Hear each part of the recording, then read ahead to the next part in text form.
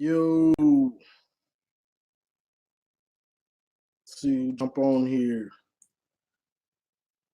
I wasn't expecting to go live, so I just kind of got the urge.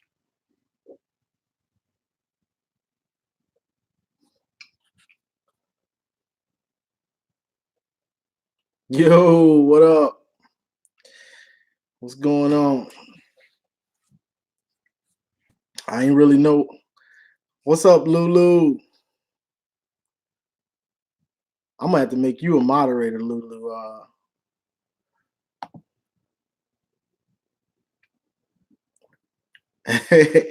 Subscribe and hit the like. Yeah, Brett. We know Don Brown gotta go. What's up, Wolf? You say, do I think Ruiz should have stayed? It's hard to say. It's hard to say on a lineman. He probably could have stayed and helped himself. For me, if I feel on certain players like DPJ, Ruiz, like they gonna get drafted, but you got the chance to try to get in that first round where you can make you some real money. So you it's just a give and a take. You can get a small contract, you drafted second round or whatever. I figured you were a girl with Lulu, but you pushing the word. I got to make you I had to make you a moderator. But yeah, if you a mid level second third rounder, I mean you can take your risk and go, and then hopefully ball out, and then your second contract, which won't take you so long to get to your second contract, and you can ball out and get your big deal. But if you a first round, you getting that big money right then. Some of these dudes, they family not doing well and all that. So, you can get that first round money and you be straight. But some dudes are tired of waiting. And then with Michigan, it's not like, okay, I'm coming back to win a championship. Like that's not guaranteed. And then you got Milton, or is it going to be McCaffrey? So you don't know what you're coming back to. So it's like, all right, I'm going pro. Like, we might win a championship. It ain't likely, so I'm going to make some money. You know what I mean? So let's see. You say Corey Smith said we're going to get a lot of transfers on the O line and defensive line. Yeah, we're gonna get some transfer. That's for sure. And the transfer portals are just going crazy. I think Georgia lost their top running back because Fromm went pro, is going pro. So but honestly, with our receivers, with DPJ going, we got Cornelius, we got Sammer Steele, we got Giles Jackson, and Nico coming back was the big one for me because you need that deep threat. So now we got a dude that we know can go over the top, and if you throw it up to him and it's in his radius, all you got to do is get in his radius, and he gonna catch it or get a pass interference. That's big. So you got him, Ronnie, Giles, Sandra Steele, Cornelius. You straight because you got dudes that can go underneath and get open quick, and then you still got your big play dude to go over the top.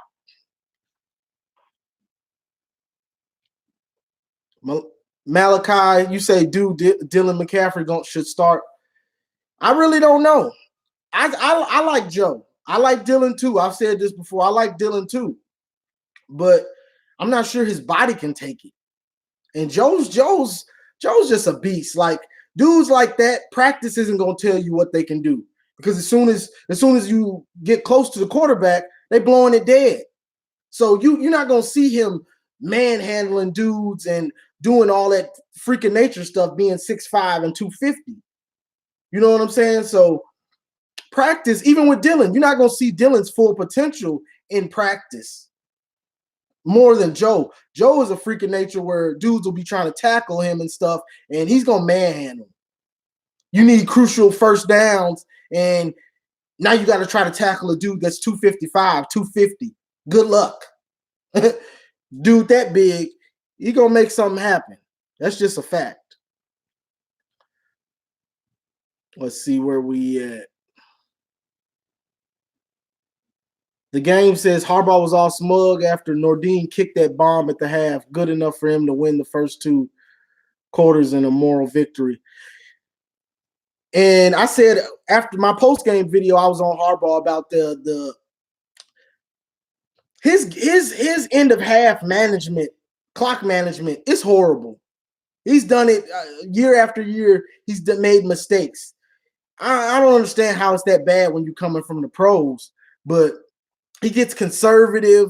He'll call bonehead plays or whatever. Having Gaddis, they ran the ball like 5-6 times in a row. Like it was just dumb play call, and then you get the bonehead intentional grounding the fumble and sack from Shea that just killed that drive. And luckily Nordin was able to hit that field goal. But in the end, it didn't matter. I mean, whether he made it or missed it. Now McCaffrey will be a junior because they all redshirted. Polar Bear Sleep, yo, what up, Polar Bear? Corey says if Dillon wins the job after spring practice, Joe Milton will transfer and Cade McNamara will be your second string QB. I'm not sure about that. Joe seems pretty dug in right now with Michigan, and I think a part of that is if he knows if I do lose the job, I'm behind somebody that every time he plays big minutes, he gets hurt. So I might be transferring and missing out on my chance because Dillon, I mean, let's just be real. Who expects him to be healthy if he plays, if he starts? Who expects him to make it through the whole season? I don't think many people do. Whether it's concussion, whether that's an injury, he always gets hurt. So I always say this, after 2-3 times, that's just what I figure you to do. So I see him as an injury-prone dude. So I don't see Joe just transferring if he doesn't win the job. I think he's going to wait like, okay, this dude gets hurt every time he starts. So let me just wait my time.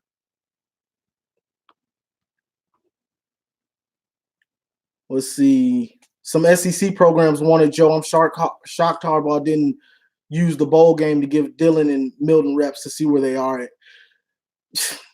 Harbaugh, for some reason, halfway through the year, I guess it came from all us fans wanting to see Joe and Dillon. He just decided, I'm not playing these guys the rest of the year. That's basically what he said. He decided. So we didn't get to see Joe or Dillon against MSU blowout. He let Shea continue to play the whole game and throw. Indiana blowout. Let Shea continue the whole game, play the whole game. Didn't let Joe or Dillon get in. Let Shea continue to throw pretty much. And then OSU. And then against Bama. Shea played horrible. He let him play it out. So I'm not sure why he did that, which was at least with Indiana and MSU, you were supposed to let them boys get reps. That was, to me, that was dumb. That was just, I can't say nothing else but call it dumb for you to, people were saying maybe he was trying to get Shea's confidence up. If you got 4 or 5 TDs in the third quarter and you ain't confident, you would never be confident. Let's just be real. If you playing it, you done shredded a defense and you ain't confident, you'll never be confident. Then he come out the next week and do it again. So, like, what are you doing? I know you like Shea, you want him to get his stats up, but this ain't about him. This M, it ain't about one player. Sit him down. He did what he had to do. Good job. Great job. All right, Dillon, Joe, get some reps in. This is a team. What stuff like that? It irks me. Like, I don't know what you're doing. Get these dudes and get them reps. Hit the subscribe, Lulu. Hit the subscribe, like, y'all. Hit the like, man. Yeah, I just saw that Brady Hoke took the San Diego State coaching job. Honestly, I wish we would have got him on the team to recruit. As he can coach too. I mean, what is it, offensive line, whatever. But Hoke is a good recruiter. You know, Hoke got us Jabril and got us Rashawn. You know, Hoke can bring in some 5 stars now. I would have tried to bring him back for some recruits. Because tell the truth, I've said this before. Our best seasons came from Hoke's recruits. Harbaugh had them, coached them in the end, but Hoke brought him in. You know what I mean? So honestly, I would have tried to bring him back because Hoke knew you had Chesson, you had Darboh, two track dudes on the outside that weren't just track dudes, they were good receivers. So by the time they were juniors and seniors, they were good and great route runners. So if you want them to go underneath routes, deep routes, whatever you wanted to run, they could run them. And those are the type of receivers you need.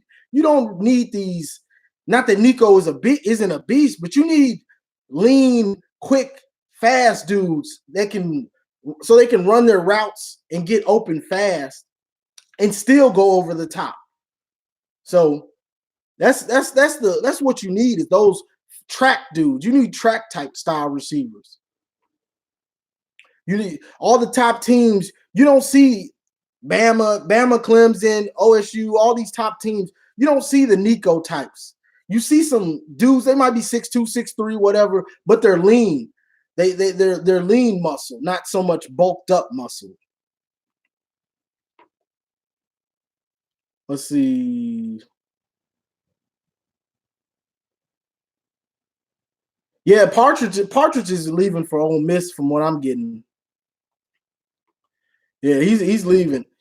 And I mean, that's just college football. You lose your good coaches, your good assistant coaches and all that. If they're a good coach, you're gonna lose them. It's just a fact. And until you get to a place where you're winning. So sometimes coaches don't. Why would I leave Clemson? You know what I'm saying? Like their defensive coordinator. Why would I leave them when they paying me great and we go into the championship every year? So I'm not leaving them unless I get a head coaching job. But even then, sometimes I might not be a head coach, but I might be a great assistant coach. So everybody always wants to move up and stuff, but sometimes it's not for you. Sometimes you're not meant to be a great head coach. You're meant to be a great assistant coach. Let's see. Amber Thomas said it fast recently when you said players need to be held accountable for making these big mistakes in big games. We need a leader on offense. And that's a fact, Corey Smith. And that comes from Harbaugh. I was watching Bama when I was watching the Bama Michigan game. You see Bama's players make mistakes. They come into the sideline, Saban on their head. He ain't letting them get away for a second. He over there mad and he in their face, letting them know you messed up. That ain't acceptable here. I demand perfection. I demand perfection. You messed up. I'm finna let you know about it. I ain't finna wait to the locker room so nobody can see. Nah, I'm a football coach. I'm about to coach you right now. What I'm waiting for? Ain't no point of waiting. You mess up, you miss a block, you miss a tackle, you make a missed assignment. I'm on your head right now. What I'm waiting for? I'm a football coach. I'm finna coach you on the sideline. I'm not waiting and just sitting here with my knee looking and you getting mad at the refs. Get mad at these players when they mess up. Hold them accountable. You have to hold these dudes accountable right then. So then they build up that tough skin. So they know they got to be on point. If you're not getting on dudes on the sideline and all that, you're gonna create dudes that pout. Like Tariq would be over there pouting and stuff like that. When I just think about it, the only time I can remember is a player getting kind of yelled at was Tariq when he did the flex, when he did this, which was bull. But I remember Harbaugh kind of getting on him about that. Besides that, I don't really ever see Harbaugh getting on the players on the sideline. Like, what up, Monk? Juice. What up, Monk? That's my boy Ryan Monk right there. He instilled this love I got from Michigan. I always liked Michigan, but it's different. He used to take me to the Michigan games, Michigan State games, and actually experience what it is to be in the rivalry, be at the stadium, and see see 100,000 people, and I can never thank him enough for that, because I probably would have never experienced that. He used to that was my best friend growing up. I shout out to you, Monk. Almost every game he would take me to. He'd take me, our other friends, all that. That was my ace. Boom, right there. That's my boy right there. Let's see. What you think about our running back position group next year with Blake Corum coming in? I finally got a chance to look up Blake Corum, and I like what I see from him. He's a smaller back, but he runs hard. He runs tough. He plays well behind his pads. So he looks like he could be a complete back. I mean, it's high school, so we won't know until he gets on the campus and everything. But he looks like he could be a complete back, an every down type back. Because from what I saw, he come up, he'll hit the blockers. He can pass block. You can get it to him in the open field, screens and whatever little stuff like that. And he's got that breakaway speed. Dude looks like with him, Haskins, and Charbonnet, we should have a complete backfield. That's what it looks like. Well, now we'll see. But honestly, he looks like he could be something serious. The closest thing I can say to him, he looks like he could be Christian McCaffrey. And anybody see what he's doing in the pros? He did the same thing in college. He's looking like that type of dude.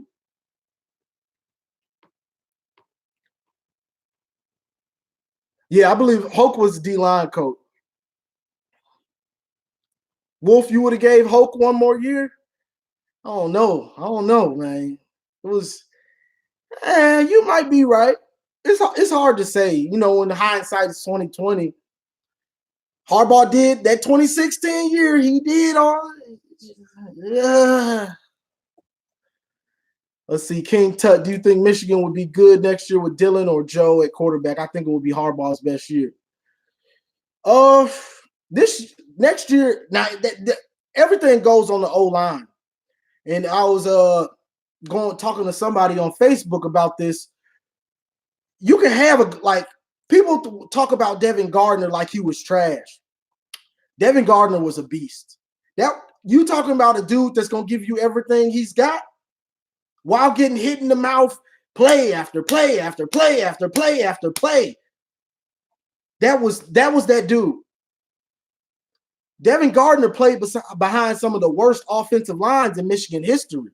So you can have a beast back there, but if he's getting pummeled play after play and then he gets gun shy, you just ruined maybe one of the best players you might have had. So Devin Gardner was a beast, but he played behind. He had 2 years where he played behind a horrible offensive line, just horrible. And so he got gun shy, almost like David Carr when he got drafted to the Texans, and he just kept getting every game the most sacks. It ruins a quarterback to where they're scared now. They don't want to sit in the pocket. I'm out of here. I ain't for to keep sitting back here and getting pummeled. So if the offensive line is there, hopefully it's steady and we can actually see what these dudes can do. If the offensive line ain't there, then we're not gonna find out how good Dylan and Joe could be. That's the main thing.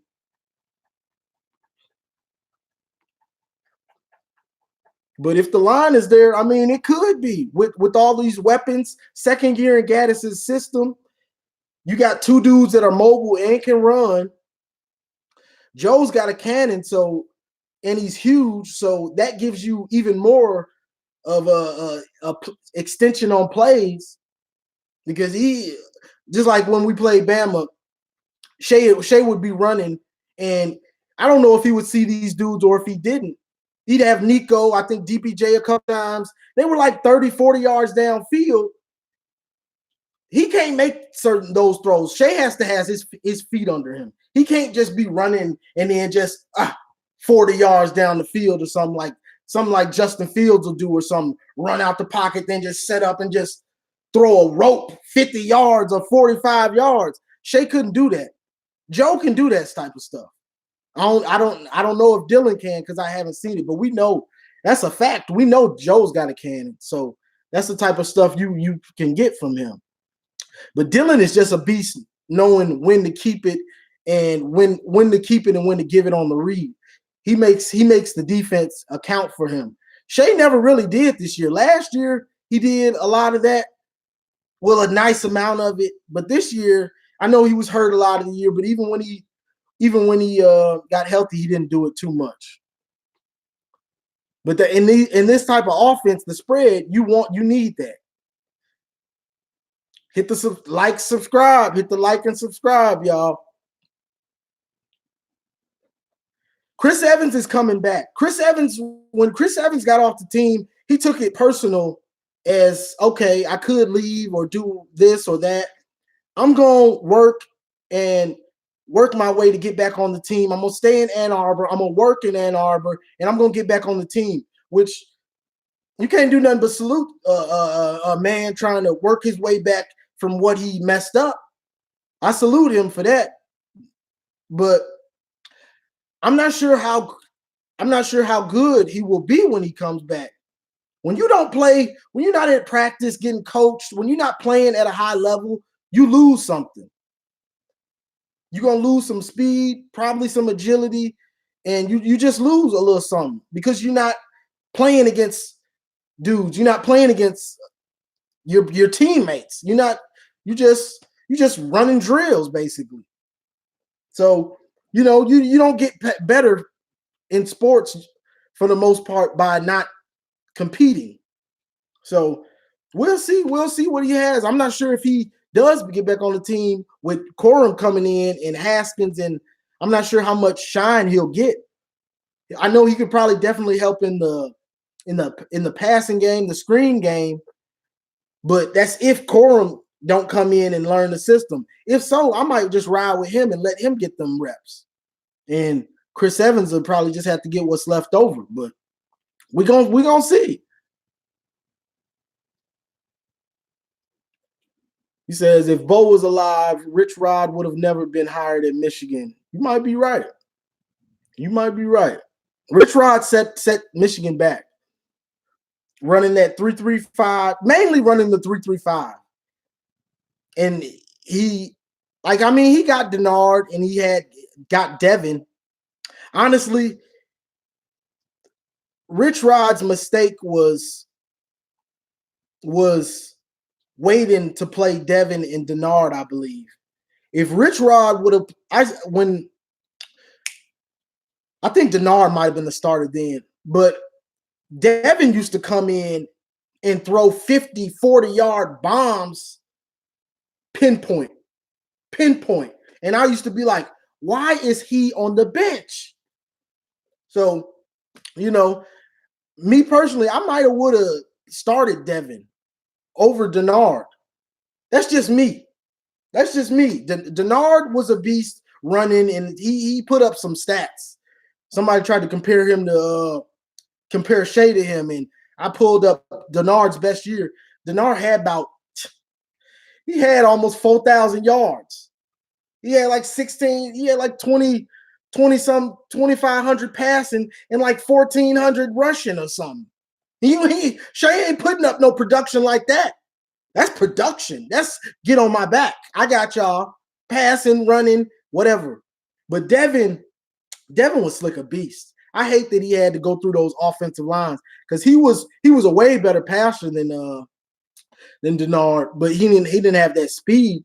But he could pick up first downs. Remember when he first got in, he was picking up first downs and stuff with his legs all the time. He was doing that get on my. Both of them dudes had that get on my back type stuff. I hated Devin didn't get to beat OSU. He about had us there, but we remember Harbaugh went for that was Hoke. Hoke went for 2. Hoke went for 2 instead of going for 1, kicking the extra point and going to overtime. I would have went to overtime. I don't like that going for 2 stuff. Going for 2 when you can tie it and then go to overtime. Like, no, that's saying, we can't beat them. And we done played them hands. We done tied them up. I'm going to overtime. Give myself some real chances. I'm not we done fought all this game and then putting it on a 2-point conversion, one play, No, I'm going to overtime. Then you saw North Carolina should have had Clemson dead to rights, and they went for 2, and then they lost on a horrible play call. Clemson didn't bite at all on that.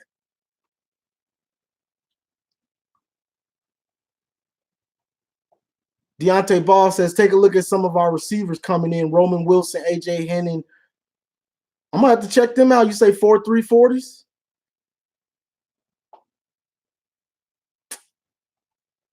Devin did play wide receiver. He got Devin. They switched Devin to wide receiver, and then they switched him back because I think Denard got hurt. So they switched him back. Devin was a beast. Dude was a football player.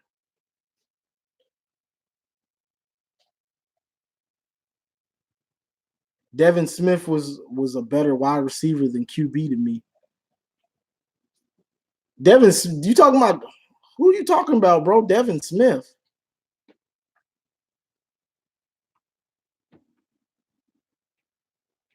Yeah, we got talent at receiver. That's one position I'm not really worried about, even with losing DPJ and Tariq.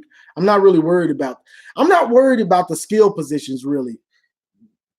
Running back and wide receiver. I'm worried about the offensive line on offense.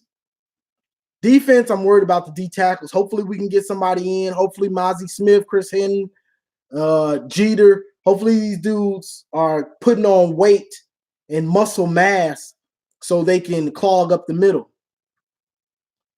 Because Harbaugh messed. I mean, Dennis Wilson said, "Johnny, are you from Detroit, bro?" No, I'm from Saginaw. I grew up. I was born in Saginaw. Spent some years when I was younger in Saginaw. Then we moved to Frankenmuth, Birch Run area. My pops is real country. He likes to be on the outskirts of wherever he stays. He's a country dude.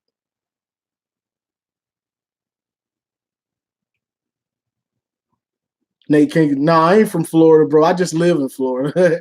I grew up in Michigan, bro. I grew up in Michigan until I was 17. Then we moved to Memphis. And then I moved to Florida like 3-4 years ago. Let's see. Yeah, Master Obi-Wan. Devin was a dog, man. That's one thing I hate about football is when you got a dude that's so talented and he don't have what he needs around him. Like the offensive line was just trash. And it just ruined him. It's just like if you got a great receiver and you got subpar quarterback play, it's a waste. He can't get himself the ball. Devin can't block for himself. You know what I'm saying? But that's why it's the ultimate team game because you relying on just like in the NFL. Odell Beckham, he can't pass the ball to himself. He be wide. I'm wide open, but yeah, he can't get it to me.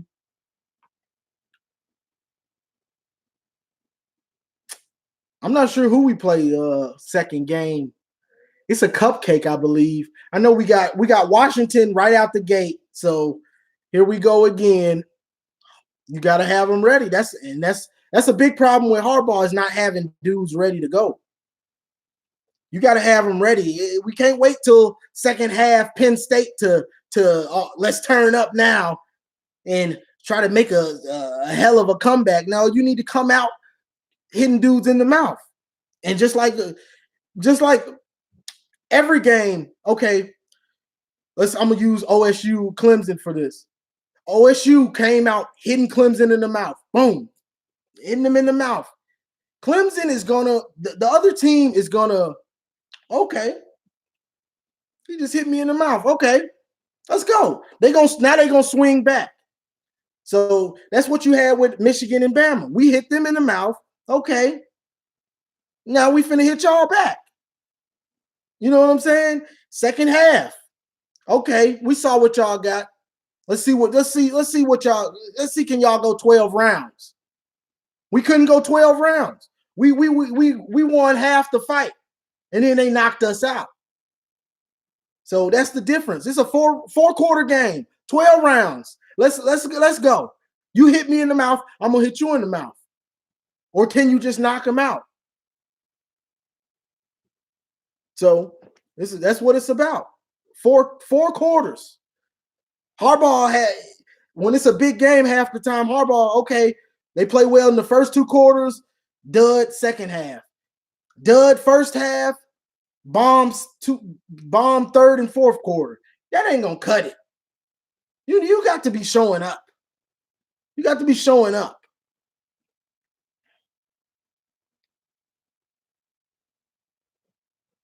You say your son play on Chris Evans 7-on-7 team. Is he in shape? I mean, well, you really can't tell until they play some real football. Because I know he's training. You know what I'm saying? I know he's training. Let's see. Ronnie Virgil. Jordan Kovacs. That's one of my favorite safeties at Michigan. Walk on. I'm talking about a walk on. By the time he was a senior, ain't nothing you couldn't ask him to do. You blitzing and he's one-on-one with a receiver, he gonna play his part. He gonna be in position to have good coverage, and if they throw a short route, he gonna make that tackle. That was a leader, somebody you could count on, and that's why that Michigan team won the Sugar Bowl that year, because they had some real leaders. Kovacs was a leader. You talking about come from nothing and turn yourself into a bomb safety? You ain't no looking no further. A dude like that's one of my favorite receivers. I mean, safeties, because dude turned himself into a real football player where you can count on me to do my job. Do your job. Do your job. And that's one of our problems right now. Like McGrone, on the play against Bama where the tight end scored. McGrone, he's sitting there, he's watching Glasgow pick up the running back or the tight end, whoever it was. He's watching him pick him up. He's doing his job. McGrone still went over there and followed him. He picked him up. Why are you running with him?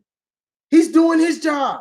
If you don't have nobody, this is your time. You roam the middle. You just roam the middle, waiting for anything. If he does that, he sees that tight end. Then he runs with him, and then who knows what's happened. But he just chased Glasgow's man. When Glasgow was on him, touchdown.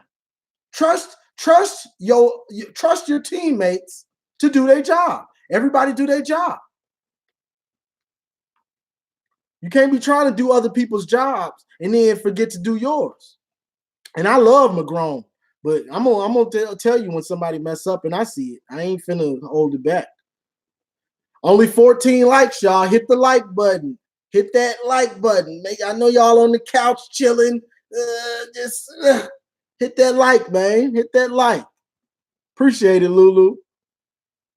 They need to make halftime adjustments. We do great in the first half and then go flat in the second against good teams. That's a fact. It's either one or the other. It's either first half, nothing, or either second half, nothing. You get a full game, you play 4 quarters, then you're going to see what you got. You give yourself a chance. But when you only playing two good quarters against good teams, that ain't going to cut it. It just ain't going to cut it. Some people are saying they should bring Cato June in as a safety coach. I mean, I wouldn't have a problem with that too much. I wouldn't have a problem with that. I wonder where Jordan Kovacs is. I'm gonna have to look that up. I wouldn't mind bringing somebody like that, because a dude like that, he don't have a dude like Jordan Kovacs don't have that much natural ability. Just like a dude like Jordan Glasgow. Like Kovacs don't have that much natural ability. So you know how he's going to become a great player? His fundamentals will be on point. He's going to know his job. He's going to be fundamentally sound. So he's going to be a great coach if that's what he wants to do, because he's a fundamentally sound player.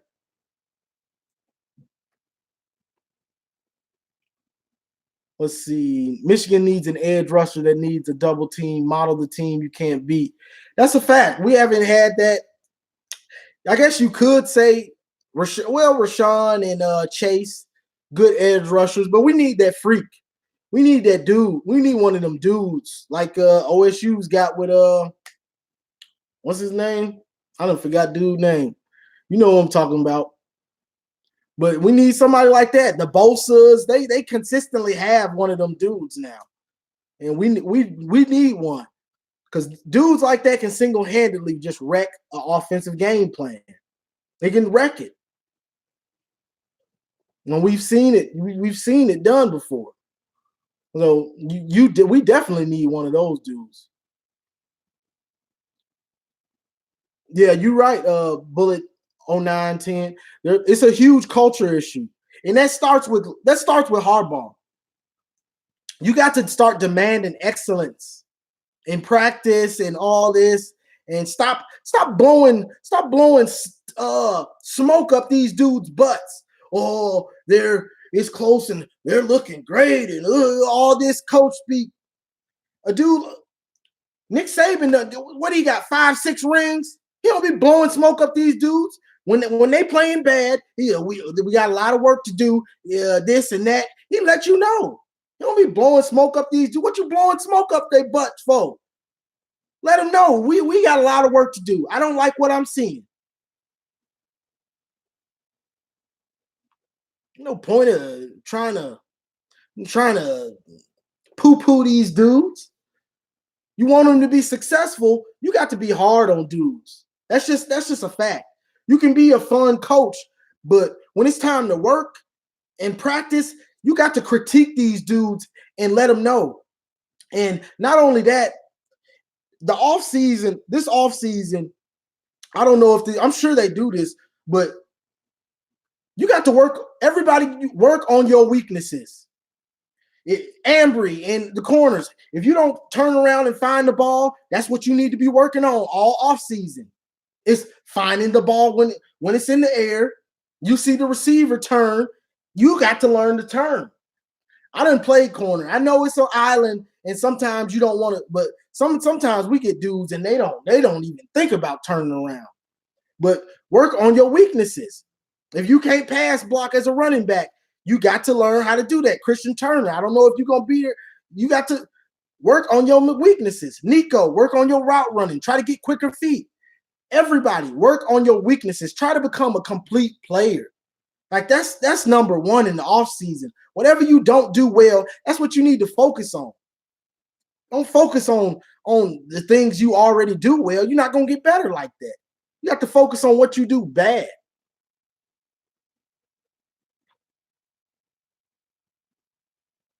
Yeah, you're right about that, Corey. We're going to learn real quick how good Michigan is playing Washington. Did their quarterback go pro? He still hasn't declared if he's going pro or not. He probably ain't. If he's waiting this long, he probably ain't going pro. Or did he? I don't forget. I know me and Monk were talking about it, texting about it when they had their bowl game.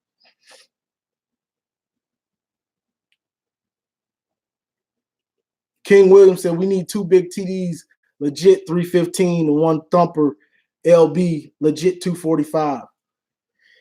That's a fact, especially those DTs.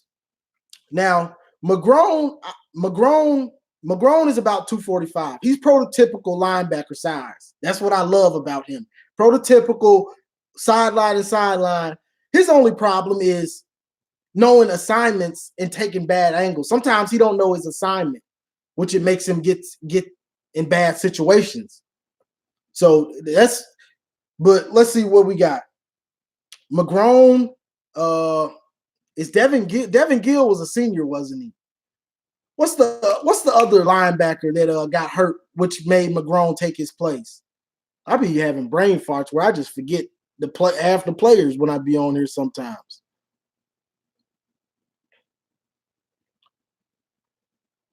Ronnie Virgil says, bring Devin. some of these coaches, they act like they don't want to come back. I mean, some of these players, they act like they don't want to come back and help this. I don't know why they ain't got Mike Hart back on the squad. Ross. Thank you, Travis. Yeah, Josh Ross. So next year we're gonna have Ross and McGrone, and I'm not sure we probably still gonna be running the Viper. So I'm not sure who's gonna be the Viper, but I'd love to just go back to a regular base 3-4. I mean 4-3, and have 3 linebackers back there reading and reacting. You know what I'm saying? But we need the D tackles there to take up blocks so our linebackers can roam and be free and make tackles.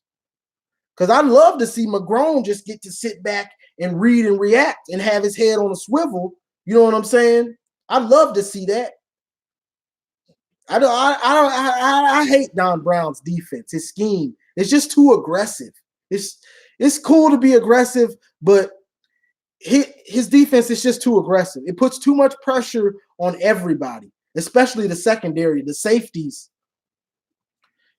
So that's just what it is.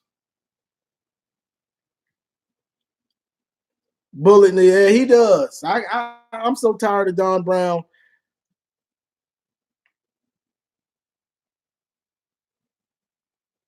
Rock Davis, you're probably right. It's gonna be this as long as we running Don Brown's scheme, it's gonna be the same. That Viper scheme, that Viper blitz man scheme, we're gonna lose. We're probably gonna lose 2 games unless the offense is just bomb.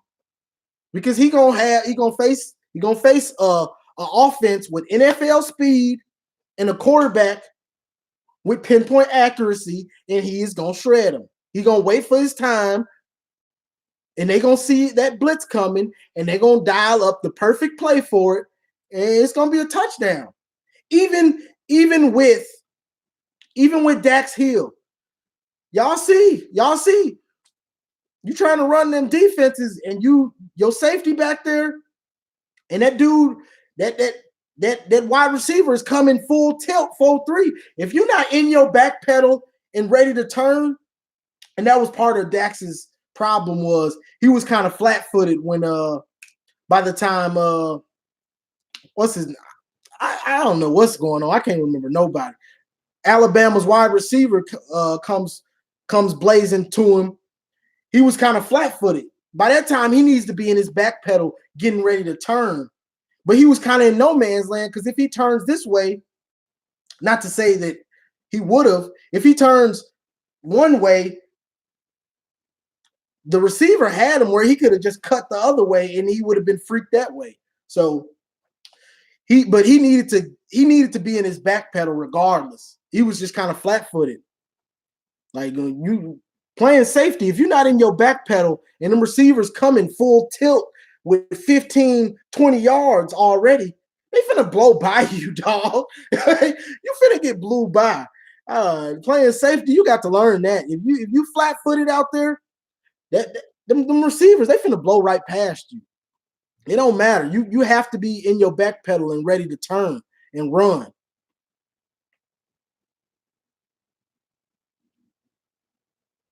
Let's see. Yeah, Josh Ross. Yeah, Josh Ross. So him and McGrone, that should be nice next year with them two. I don't know who's gonna be the Viper. I'm just saying, let's just say Don Brown's, it's pretty much obvious he's probably gonna be the defensive coordinator or whatever. So I'm not sure who the Viper will be. Yeah, I think Cornelius Johnson is gonna be nice, Master Obi-Wan. I'm not sure what happened to him. He was getting reps in the beginning of the season, and then after like the 3rd or 4th game, I didn't see him basically at all the rest of the year. I don't know what happened to him. I like the way his body looks though. I think Barrett is in the portal, I believe, Travis. So I'm not sure who's going to be the Viper this year, because they were saying it was going to be Barrett, but I believe he's in the portal now. Is he in the portal? I could have swore I saw somewhere that somebody said Barrett was in the portal. If he's not, then he probably will be the Viper. But I'll be on Facebook all the time. Sometimes people post stuff that isn't true. So if he's on the team, then that's who I was expecting would be it. But I saw that he was in the portal, so that's why I was like, I don't know now.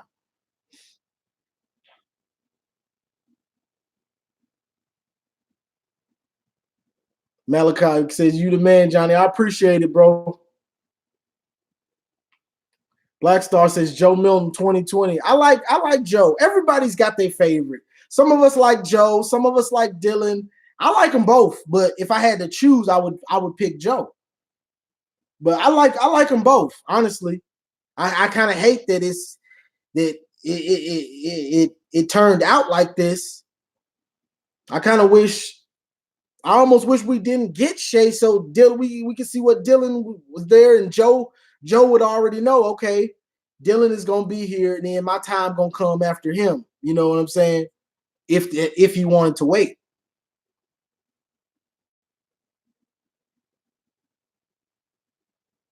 Who will replace DPJ? We got a lot of dudes to replace DPJ. So this year it was supposed to be Nico, Tariq, DPJ, because the DPJ was hurt when the year started. So, but nobody expected Ronnie to turn into a beast, to be a beast this year. So it's going to be Nico. Ronnie will probably be the number one, and I'm expecting Ronnie to take that next step, and he will probably lead the team in receptions next year. I think he did this year. So I'm expecting him to take that next step. So it's going to be Nico and Ronnie. And then I'm not sure if it'll be Giles, Cornelius. We usually got 3 receivers on the field all the time. So I'm not sure who that third one will be. It'll probably be Giles. San Rasil was getting all that hype, but then by the end of the season, we were seeing Giles Jackson getting that because he's just so fast. And, I guess he picked up the offense a little better. But who knows with the staff? The staff will have you guessing. You don't know. Yeah, I saw Ronnie was a beast when he was a freshman, and when he torched Wisconsin, and Dylan threw him like a 40-yard pass or some pinpoint. Dylan threw him a pinpoint, like 40-yard pass, and he ended up making somebody miss and scoring. Yeah, Ronnie has to work on his hands. Everybody work. That's what you got to do in the offseason. Ronnie, jug machine all day, every day. Most of your fingers should be dislocated by the season. Or the jug machine, or I hate it for you. You got to sit there and let Joe throw them cannons at you. You learn how to catch them passes from Joe. You can catch anything.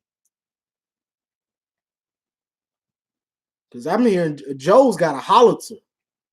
So you learn how to catch Joe passes. You can catch anything. Just like Brett Favre, Mike Vick, dudes like that with cannons. You catching them balls consistently. You got good hands. Your hands might be great catching those type of passes.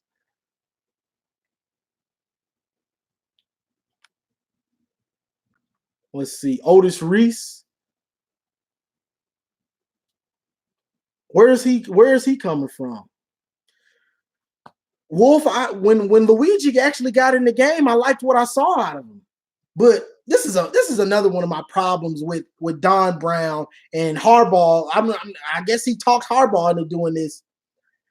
When we in blowouts and they got 7 points or they might have any points, I know you want to get these shutouts to build up your little statistical numbers, but get these young dudes in the game. I remember it was one game, McGrone looked like he was so tired. It was a blowout. It's late. It's the middle of the fourth quarter. You still got almost your whole starting defense in the game. What are you doing? Get McGrone and them boys out the game. They done did their job. Them dudes want to get out the game and celebrate with their team. Their job done. They want to celebrate and watch their backups beast. You got these dudes in the game. I looked at McGrone. I saw McGrone looking like, okay, dude, like, what are you? Why am I in the game still when we're demolishing these folks? I'm tired. I've done my job. You see the scoreboard. Get me out the game. I'm supposed to be on the sideline laughing and joking and wondering where we partying tonight. I'm still out here risking injury so you can put up extra pad your stats. Oh, stop doing that, Don Brown. Hardball, you too. Get them dudes out the game. Let them backups get some shine. What be wrong? What's wrong with some of our staff on this stuff they doing?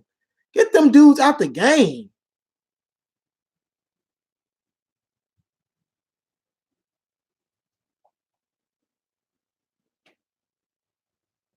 Nah, bro, Rock Davis, you got to backpedal, bro. When he's coming, I ain't talking about no short route.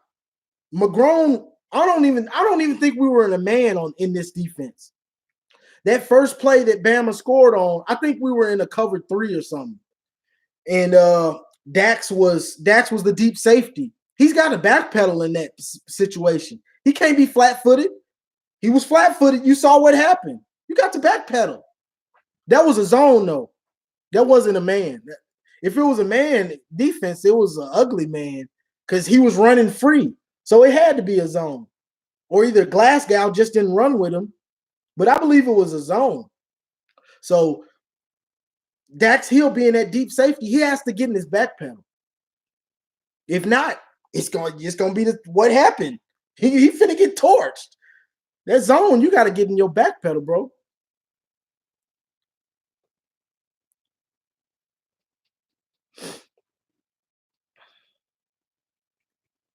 Let's see. But you got to be in your back pedal because you got to be the deepest.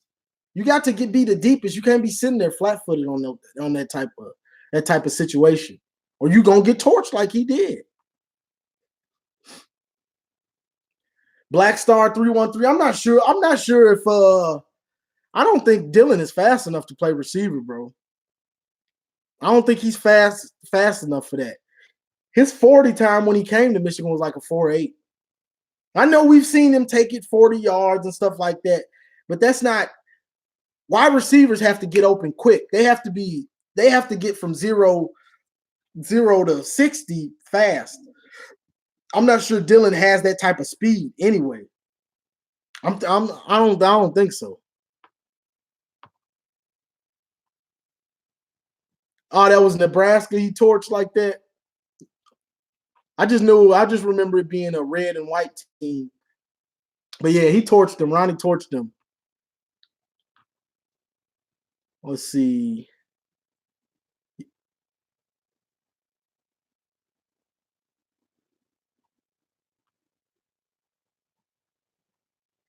Yeah, CJC. You got to get in that back pedal.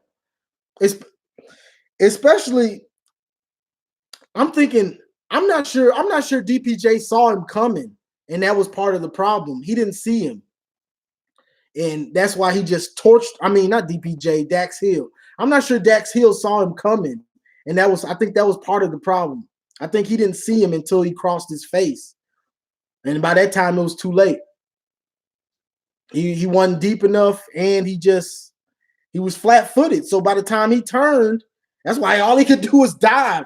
So I know everybody on the Michigan fans. I know we all sitting there like, I thought Dax Hill had 4.3 speed. Oh God, this is gonna be a long game. Our 5-star with 4.3 speed just got torched.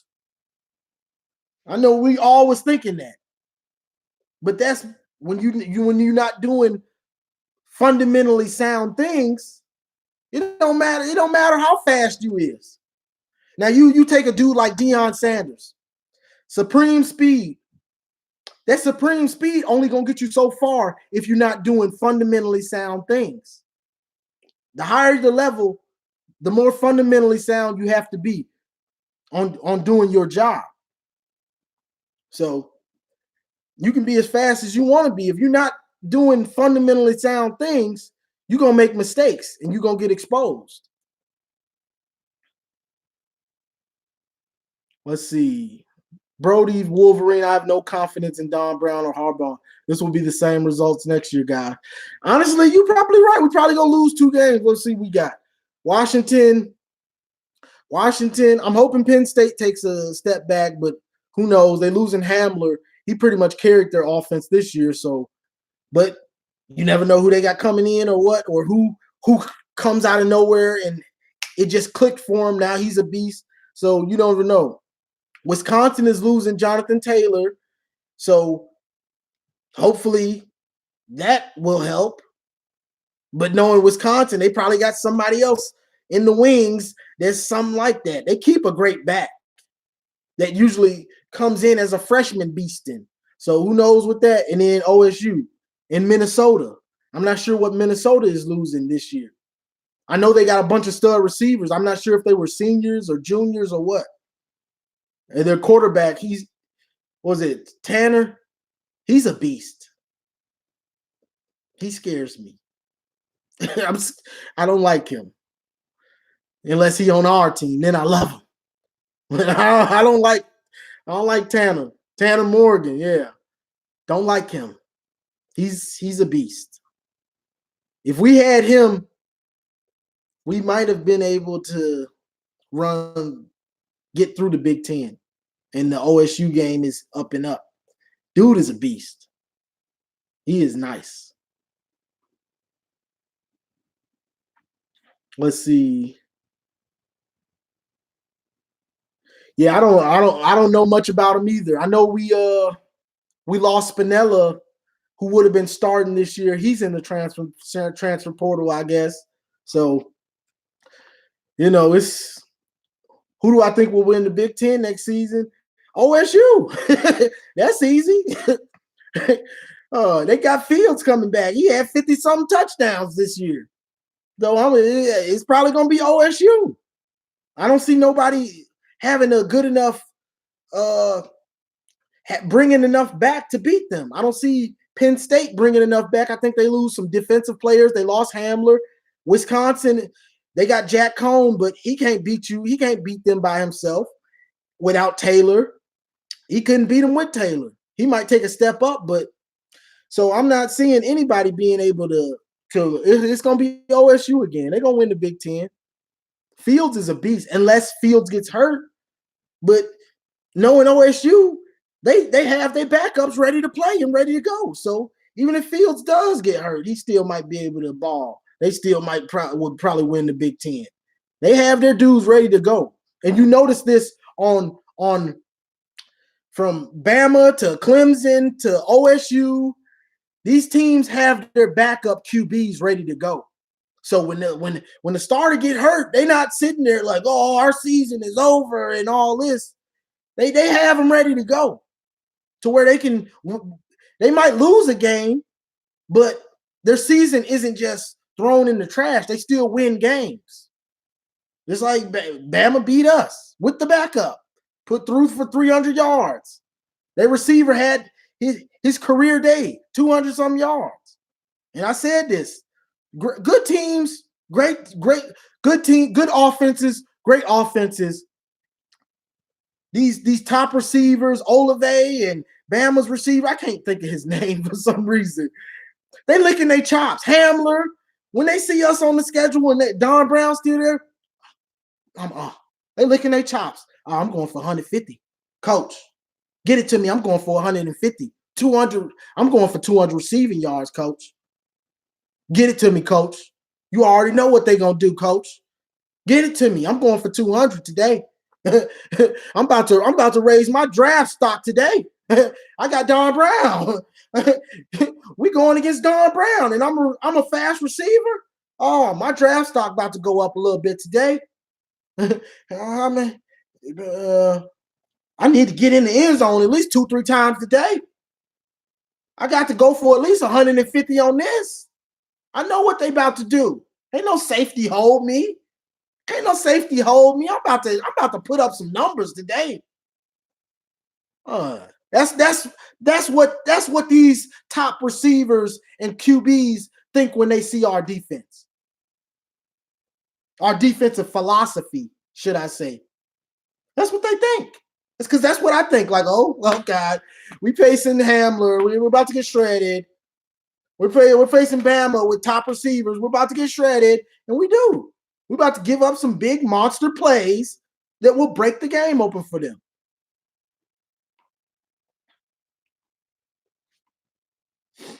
Let's see.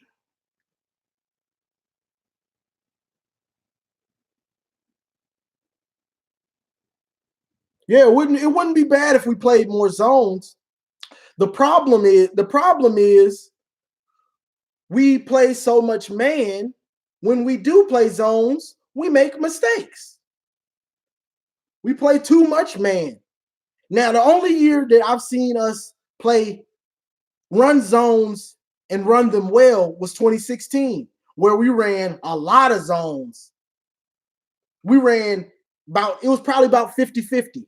Man, we ran a lot of man. We ran man half the time. Ran zone.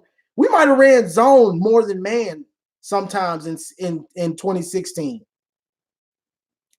And that's when I was thinking that I was like, okay, we got a pretty good defensive coordinator. I'm seeing a lot of mans. I'm seeing Mike McCrary get a bunch of picks out of out of zone defense and stuff.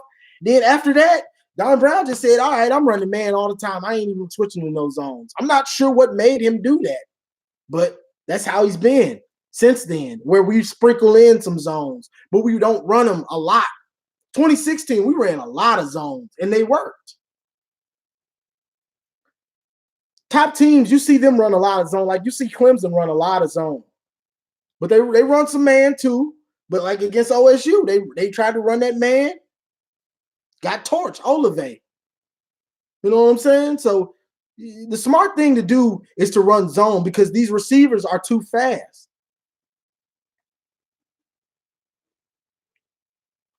Let's see. Jerry Jeudy. I don't know why I couldn't think of this man's name. Yeah, Jeudy licking his chops. I got a career day. 200 some yards. Thank you.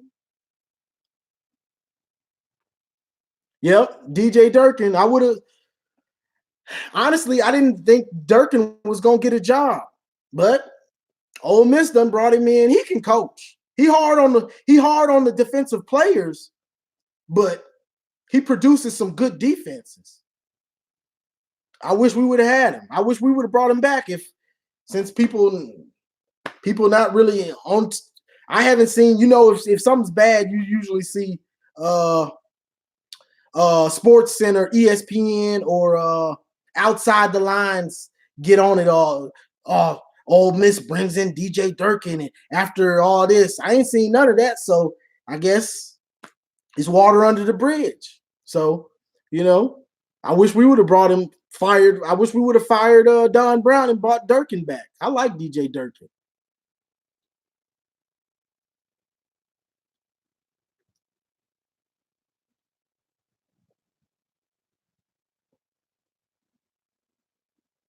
The only person big enough for our defensive line is Lizzo.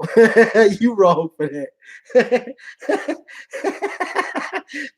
You wrong for that, Brett Hager.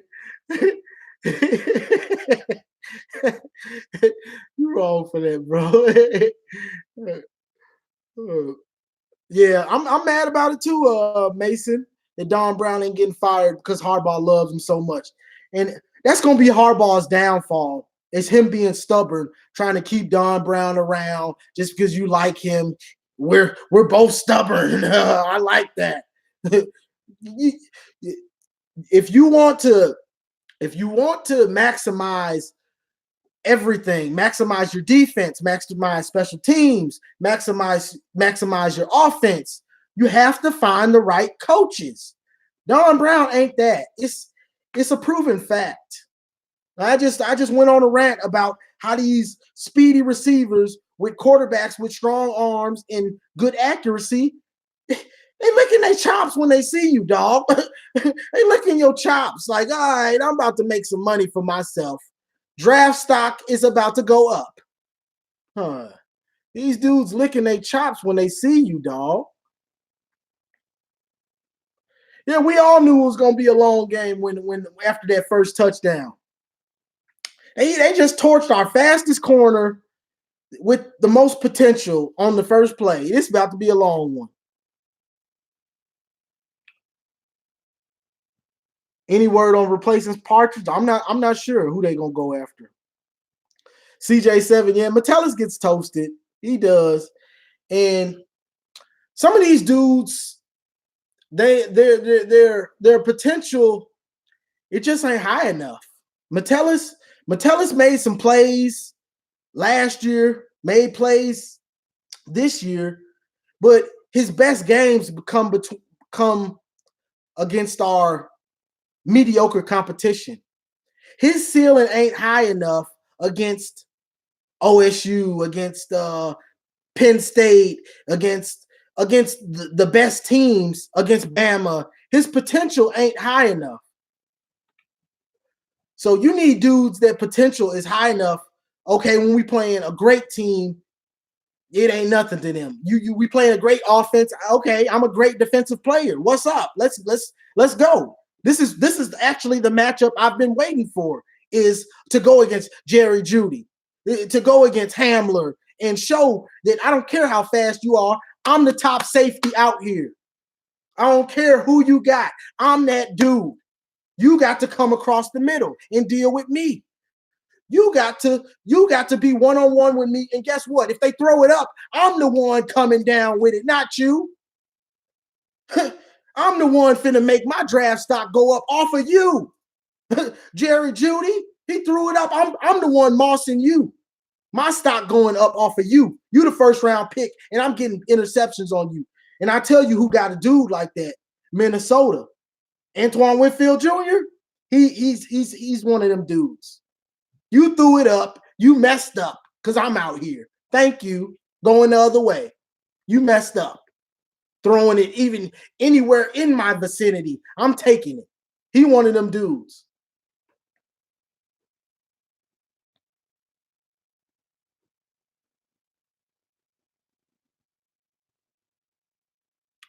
Let's see.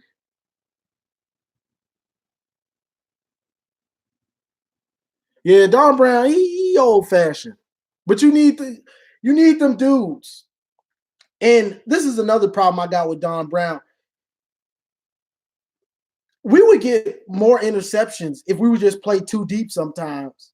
Like if you we run a man too deep. So you got your safeties deep. Don't let nobody get behind you. You get interceptions. You get. Sometimes the quarterback just overthrows it, and you just get an easy pick because I'm the deepest man, and I'm just watching over everything. Like who knows? Metellus might have, if he would have consistently played in a too deep, who knows how good he could have been. When you run in this man all or nothing, I'm putting my safeties in horrible positions. They're not gonna reach their potential, honestly. They're not gonna reach their potential.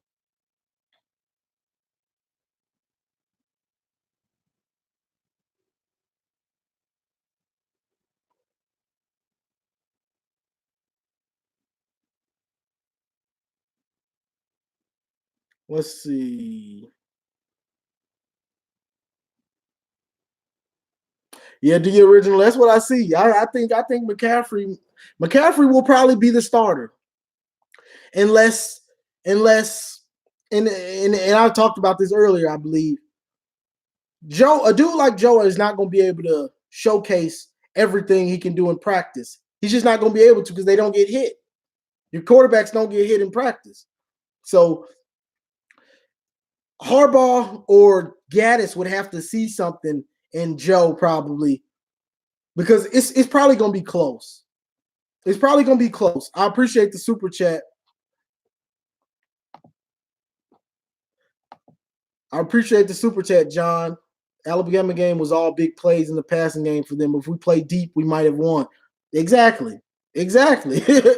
But we playing this all or nothing, putting dudes on an island and all this stuff.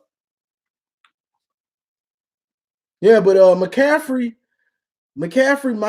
will probably be the starter. It's probably gonna be close though.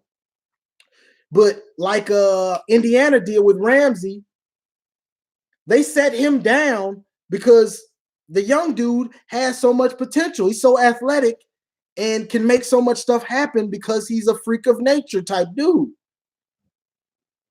Sometimes you have to, okay, he's not as good as Ramsey. Ramsey's probably a better quarterback at this moment. But this dude isn't that far behind him and his potential is greater. So I'm going to play him. His potential is way higher than Ramsey.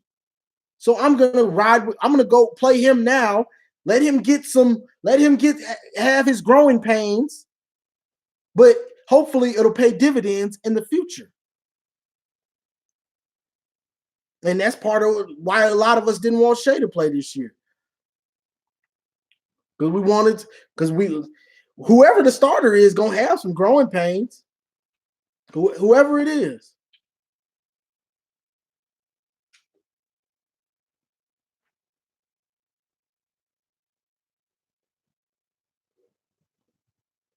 Yeah, whoever is the starter going to have some growing pains. And I hate that.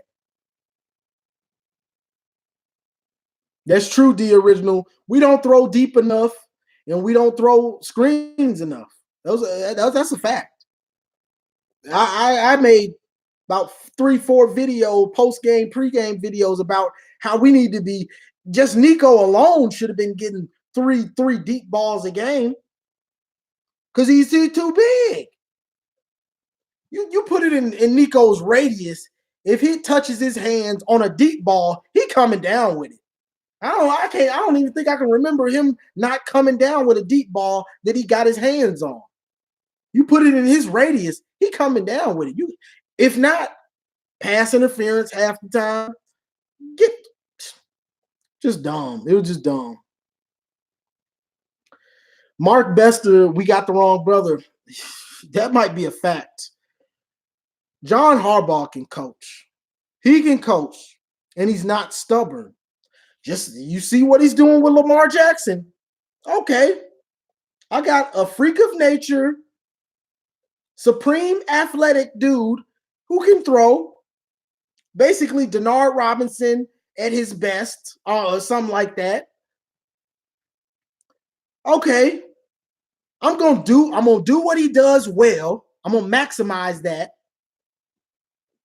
and I'm gonna turn our offense into the best running game in the league. And I'm going to do what he does well. And then shout out, big ups to Lamar Jackson for the offseason. What did he do? I know I can run. Let me work on my passing game. Let me work on my release and get better. Now he's looking like he's unstoppable. And Harbaugh is looking like a genius. Harbaugh is looking like a genius. The fact is, he just wasn't stubborn. He say, okay, I got something that don't nobody else really got. Let me ride with him and do what he does, maximize what he does best. It's simple. Harbaugh and Don Brown, they too stubborn. Jim Harbaugh, he's stubborn.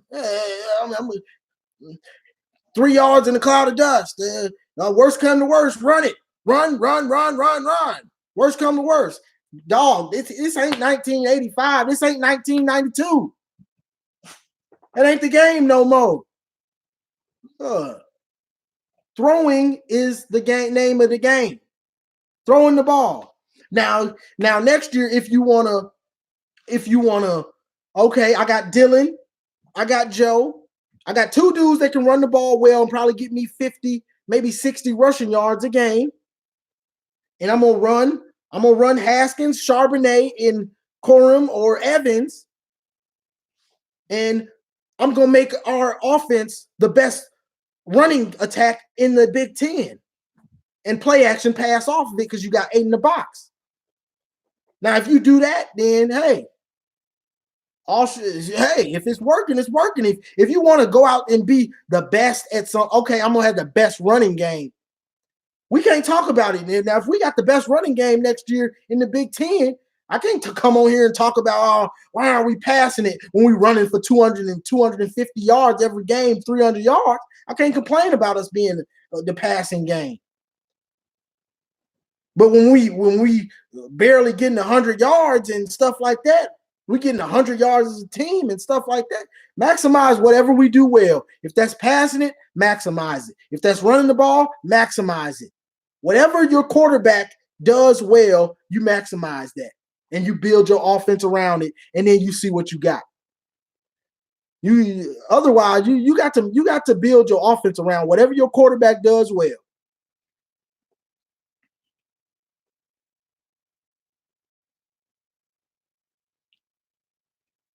Rock Davis, I'm not sure if he'll be the starter because he's better.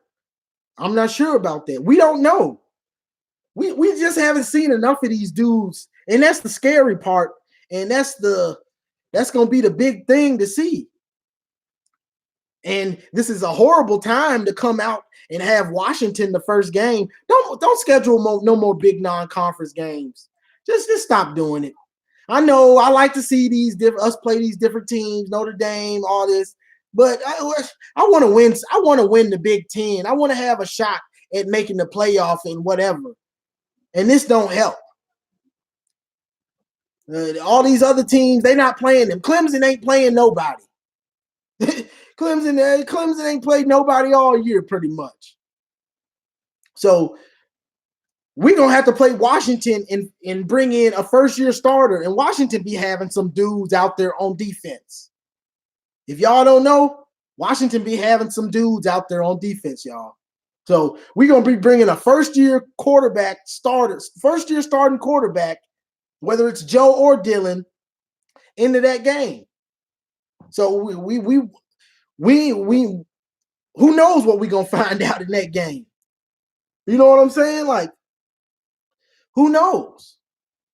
That's just a horrible situation to be bringing a first-year starter on the road in Washington, a team that we haven't played. It's not like it's a Big Ten team. It's not like this is a team we haven't played. So good luck with that, McCaffrey or Milton, whoever it is. You know what I'm saying?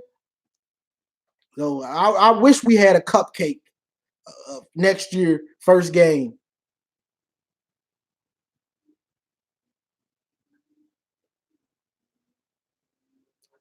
See, you're going to play HQ. I want to make moolah. You stream, Nate Kingston? You stream on YouTube or Twitch? Big Brother says because Joe can throw it 75 yards, McCaffrey isn't strong, and when he came in the season, he couldn't complete passes. I take that completing passes thing with a grain of salt, y'all, because if we're gonna go by that, Shea started off like every game 1 for 5, 1 for 6. At that point, if we go by Dylan and Joe, they only get 1 series, 2 series, and then they are either out the game or the game is over. So you can't take much from it. If we take that from Shea, if we was to take that with Shea, starting the game, pretty much every game like that, he would have never played. we all would have felt like he was garbage. So I take that with a grain of salt because they get in the game and sometimes it's blowouts. Sometimes we're getting blown out and basically the team is quit. Like when Joe got in against Wisconsin, everybody had quit and packed it in. So he threw a pick. Who cares? The whole team done quit. He done threw a pick. Like it matters. We're down 30. He done threw a pick. Okay.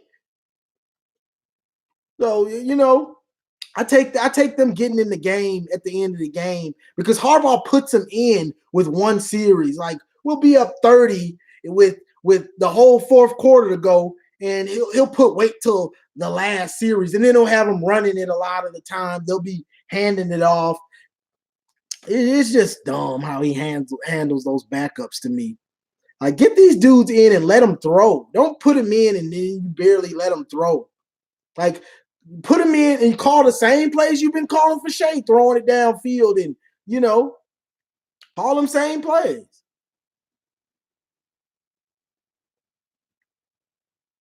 Let's see. John says, I just like Joe's ability to improvise and run with the power if things break down. That's a fact. And that's why I want to see Joe.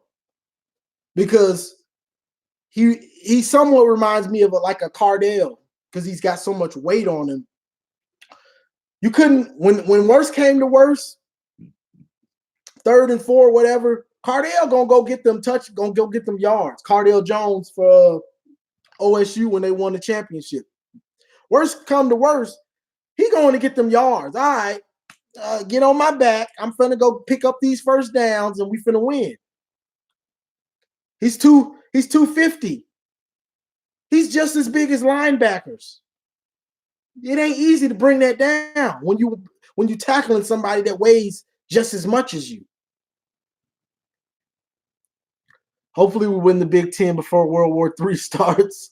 Some people made memes saying, welcome to 2020 World War III. Yeah, it's crazy. It's crazy. It's crazy, y'all.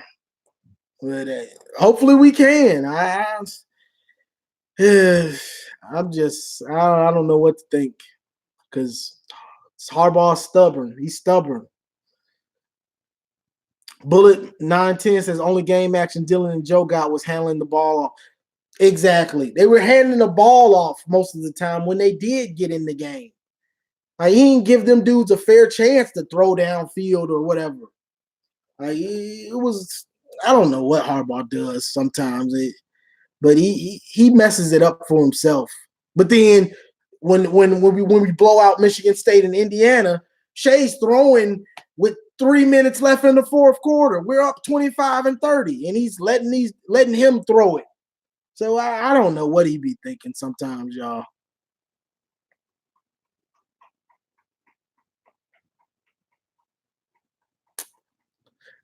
MLB says, I'm so glad Shea is gone. He regressed so much this year.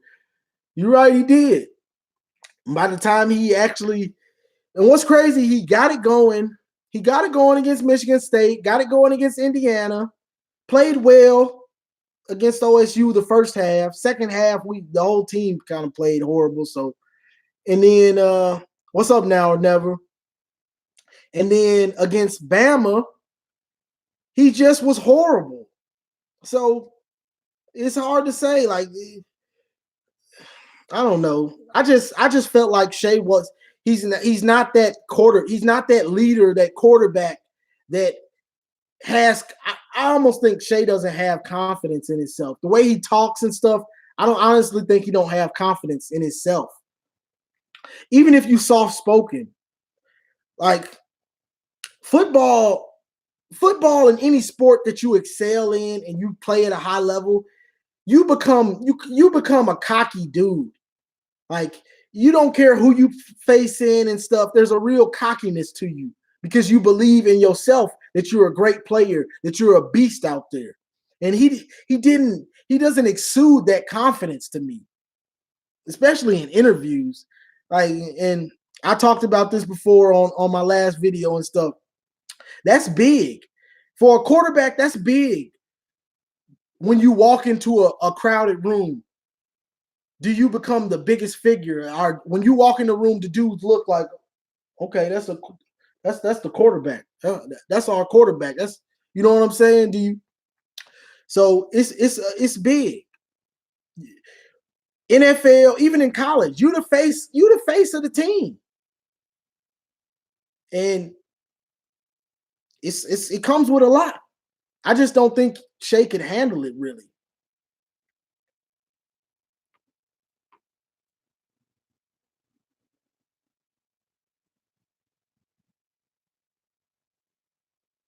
Yeah, he did miss 2 touchdowns against Bama. Now, never, you're right. The Big Ten would be number 1 if Michigan was to get back to what they were. Just like 2016. What were we ranked? We were ranked like number 3 or something when we went in the OSU game. We were top 5 or something like that. We were up there. 2018, we were up there because we just had the loss to Notre Dame. And Notre Dame was undefeated. So, and it doesn't take that much to win the big to all we have to do is to make it to the OSU game undefeated. That's all we have to do. I mean, I make it sound easier than it probably is, but that's all we have to do is make it to the OSU game undefeated. And if let's say we make it to OSU undefeated and we barely lose to them, because we know they're going to be undefeated or have maybe one loss, but probably undefeated. We make it to that game undefeated and we barely lose to them, we probably going to make the playoff. It's just a fact. We make it to them, lose to an undefeated team, barely lose to them, we probably going to make the playoff because we prove we one of the top teams. Just like what was that, 2006, when Chad Henne and Mike Harden, we ended up losing to OSU, but we barely lost. They were number 1, and I think we were number 2, and we barely lost. If there was a playoff that year, we would have been in it. We would have been in the playoff. It would have been 2 Big Ten teams. So we just have to take care of business and then not get destroyed by the time when we play OSU, and we could make the playoffs still. It's sad that I have to think of that situation, but it's just the truth. Because our schedule is always pretty good, and then we playing OSU the end of the year. Just got to show up and not get destroyed. But if we're undefeated and we get destroyed, they're not going to put us in even with that one loss. It's just not likely.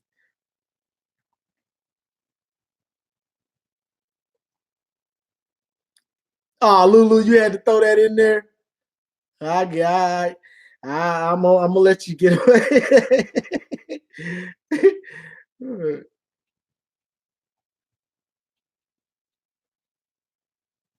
Let's see. Madison Slam, Michigan today says OSU runs recruiting like a business. Bruce, is he lying? Let's be real. Is he lying? Did they not bring in them dudes and develop them? He ain't lying. When I saw that, I just scrolled past it. I saw it on Facebook. I just scrolled past it because he ain't lying. They bring in them dudes. They bring in some dudes that might be 3 stars, but they develop them. They develop their players, and then they put them in some position to be successful. Okay, we like to be a spread attack. Oh, we got Dwayne Haskins this year, a mobile pocket passer. Okay, that's cool. Air raid. We about to throw it down y'all throat 40, 50 times a game. Okay, he's gone. We got Justin Fields. Super athletic dude that can throw, but he ain't Peyton Manning. Okay. We got Dobbins. We're going to run the ball, and we're going to be the best running team in the country because I'm going to get 50, 60 yards from my quarterback. I'm going to get 150, almost 200 from my backs. We're going to be the best running team in the country, and then we're going to force you to put 8 in the box, and we're going to throw it down your field to our fast receivers that we still have. It ain't hard. It ain't hard. All you got to do is learn what you have and put them in position to be successful. Everybody does something well. If they don't do nothing well, why are you even playing them? Why are they on the team? Everybody does something well. Okay, my running back, my offensive line, and my quarterback. Whatever they do well, that's what we're going to do. Well, my quarterback and my O-line. If my O-line can't pass block, well, it looks like we're probably going to be a running team. If my quarterback can pass is a pocket passer, pinpoint accuracy. We about to air raid it as long as they can block for him. Do what your team does best. That's all you got to do. But our coaches and our Harbaugh and Don Brown, they try to force feed dudes, try to put a round peg into a square hole. Maximize what these dudes do best and go with it from there. It's that simple. It's that simple. Yeah, that 2016 team could have beat anybody, but we messed around and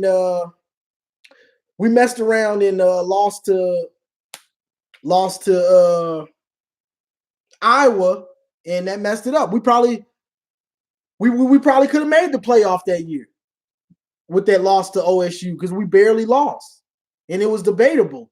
So if we would have just took care of business at Iowa, we probably still would have got in the playoff. Corey Smith says Shea always worried about getting hurt. He plays scared, worried about that baseball contract or NFL contract. That's a fact. He did play scared a lot, and you could see it. You could see it, how worried he was and so jittery in the pocket and stuff like that. And just on the passes, him, you had a month to practice. Y'all been in Florida for about 2-3 weeks, and you acting like this is spring practice, and you a freshman or something. You haven't built up any relationship with these receivers or something. It was almost mind-boggling how he was overthrowing them dudes. Like, what's happening?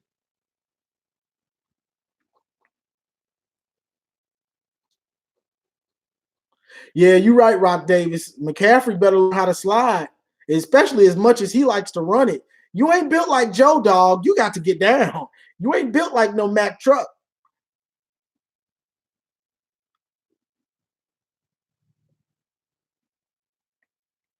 Yeah, I don't know if they're gonna be as good as Joe Burrow now. That man Joe Burrow is something serious. That dude is ridiculous. You talking about a quarterback?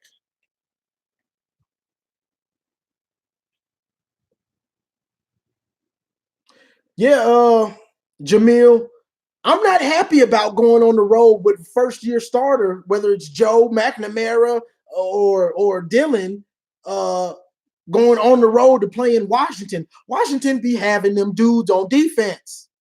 I'm not happy about that. Them having to face Washington on the road. Like I'm not happy about that at all. Like stop scheduling them games, Hardball. It ain't paying off. It don't pay off to schedule them games. I'm just gonna be real. It don't pay off.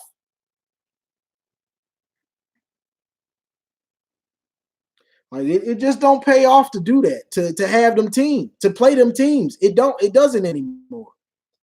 All you want to do is make it to through your regular season with whatever schedule you got. Put your cupcakes on there and then your conference schedule. Our conference schedule is always like, oh God, we got to play this team. Now we got Minnesota back on there. Minnesota look like they got a squad. Oh, great. Thanks. So we drop off Notre Dame. We got Washington, and we don't play Iowa, but we got Minnesota, and now they looking for real. Great. Just rock with your conference schedule. You don't have to schedule these out of conference games. Like it doesn't pay off. You're going to get, and I know people are going to say recruiting. You going undefeated is going to bring you more recruits than you going to Washington and losing. You're going to get more recruits from going undefeated, whether you played a tough schedule or a sorry schedule. It really don't matter because we don't play cupcake schedules anyway. Every year we got OSU, looks like Penn State, Wisconsin every year now, and whoever else might mess up and have a senior-led, junior-led team and come to play in the Big Ten. Who knows? Michigan State might bounce back, and then we got to worry about them again.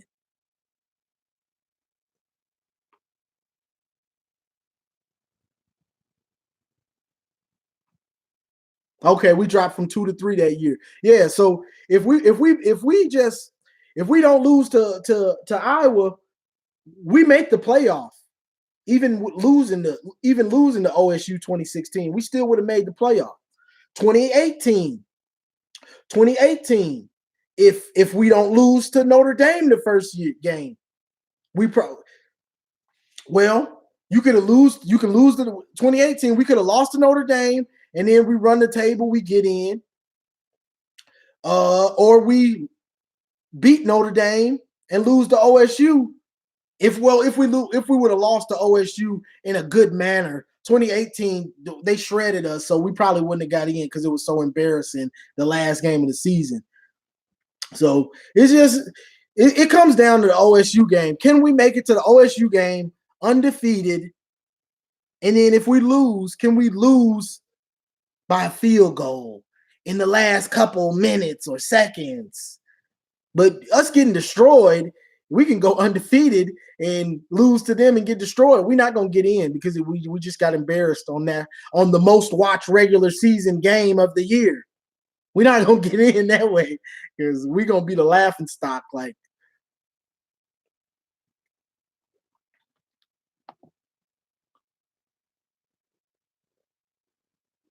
what'd you say? Bring back Michigan running backs of your youth now or never. I appreciate the $15 super chat too, bro. Yeah. We need to do something, bro. We need to do something. I get tired of having to. I just want Harbaugh to maximize whoever you got, man. Just maximize what you got. You got your offense looking like you might have a good play caller and a good offensive dude in Gaddis. He's learning, but he's showing promise. You got to get rid of Don Brown so you can maximize what your defense can do.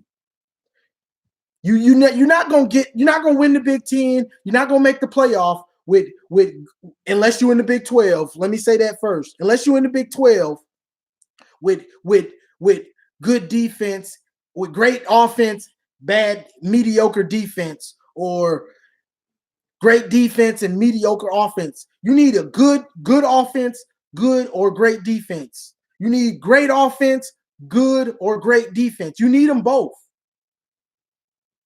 And so Don Brown is mediocre in the mediocreness. Now, if you're in the Big 12, you can just have a great offense and still probably get in. You know what I'm saying? Oklahoma, they get in and it's still Bucks. I appreciate it now or never. Rock Davis says, yo, and Washington defense coordinator know how to play man and zone. That's what I'm saying. So we bringing in a first-year starter against them. Man, that's a great way to ruin whoever starts confidence. To be 100 about it. That's a great way to ruin their confidence is playing them the first game, your first start of your career.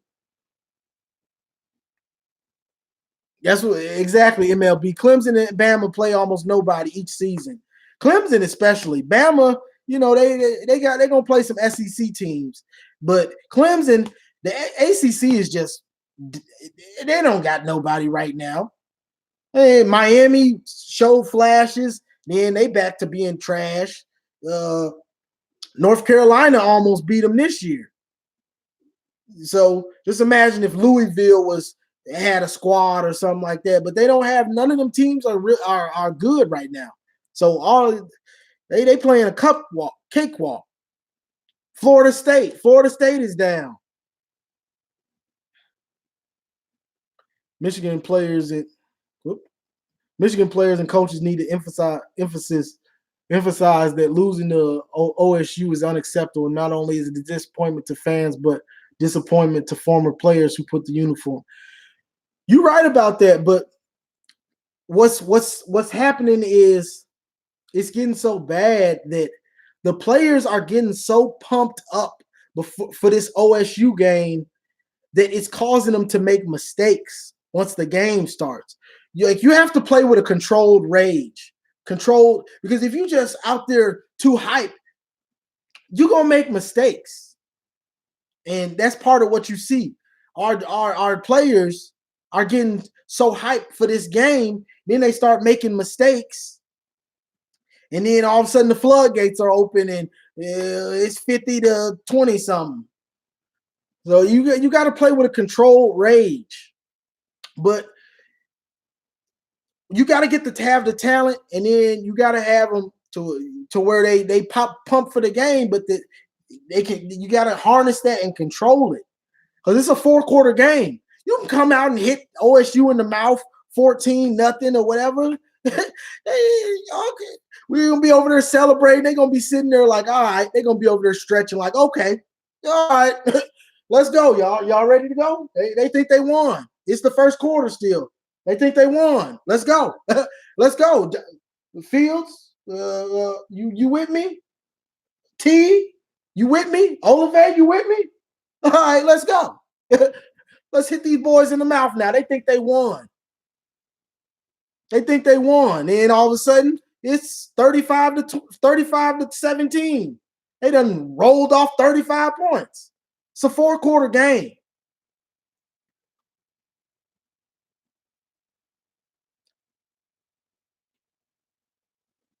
OU defense was so the whole conference is the whole Big 12 conference defense is just horrible. That's why everybody puts up numbers out there.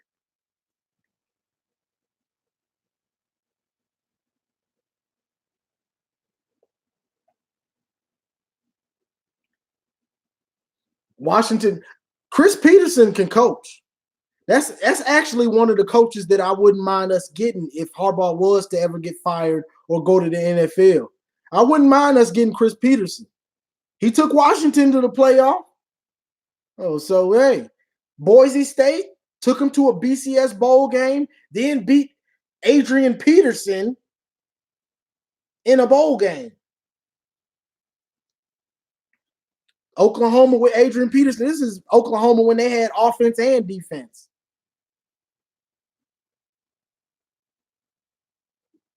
Steve D said Washington is losing lots of players. Yeah, I didn't watch his show this week. I normally watch it, but I was like, I ain't even gonna watch it. I ain't even gonna watch this time. Yeah, I normally watch his show faithfully. Hey, let me tell you something about Shay Shay. What working in the offseason, he was playing his game. He's a gamer, so he liked to play the game. That's what he was doing. He wasn't practicing. He looked like it. being the quarterback at Michigan, OSU, Penn State, Clemson, Miami, all these at Florida State. This ain't no part-time. Oh, they're part-time students. When you playing quarterback at any of these schools, you're a part-time student. You a full-time quarterback. That's just what it is. Or if you doing it part-time, don't be mad when you see the fans and all this stuff that come with it. Because you come out here and you put up a Heisman and you win a national championship. Guess what? You're basically a god. You come to Ann Arbor, you're a god. You when you die, you will be remembered forever. As long as there's an earth and they're playing football, you will be remembered forever. But you doing it part-time or whatever else you doing, you mad at the fans and all that because they own you. Guess what? It's serious. If you wanted to think it was a game and I'm a part-time quarterback, and you might as well stay at Ole Miss or one of them mediocres. You had a blue blood. This ain't no game. It's a game, but it's not. I hate to break it to some of y'all. It ain't no game. You better take me out there practicing as much as you can in the weight room, eating right. It's a full-time job. Because hopefully you want this to be your full-time job, making millions, playing a game. You don't come to Michigan to I'm going to be an accountant. And I'm the starting quarterback also. You don't come to Michigan to be that. I don't care if you I'm gonna be an astronaut. I'm the astronaut. Oh yeah, and I'm a quarterback at Michigan too. I'm the quarterback. No, I'm the Michigan. I'm the starting quarterback at Michigan. It's a big deal.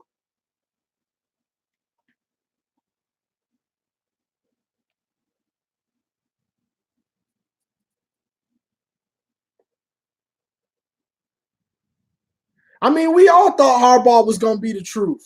I was right with him. I thought I thought we were all going to be the truth, but I didn't know he was this stubborn. I knew he was stubborn from hearing about it, but I didn't know he was this stubborn. Oh yeah, and we on the road against Washington, and if you know Harbaugh, you know we do not come out well on the road. We do not play well on the road. So that's another reason they know I'm not looking forward to it. Bruce McGraw, that would be a good idea, but you know Harbaugh's so stubborn, he probably ain't finna do that. He ain't finna ask him what he does, and he ain't gonna do that.